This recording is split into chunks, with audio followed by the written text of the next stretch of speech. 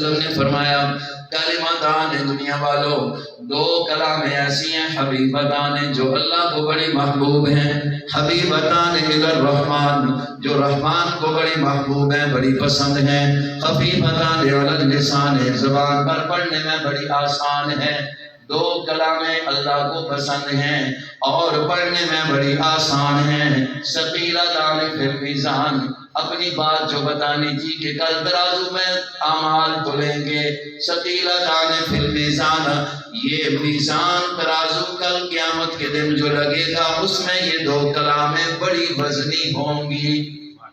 تین صفتیں بیان کی۔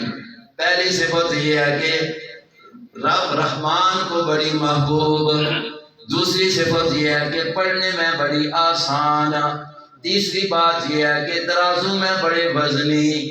اللہ کے نبی وہ کون سے کلمات ہیں یہ بتا دیجئے؟ فوری طور پر کہاں سبحان اللہ و بحمدہ سبحان اللہ العظیم۔ آپ بھی پڑھ لیں سبحان اللہ سبحان اللہ سبحان اللہ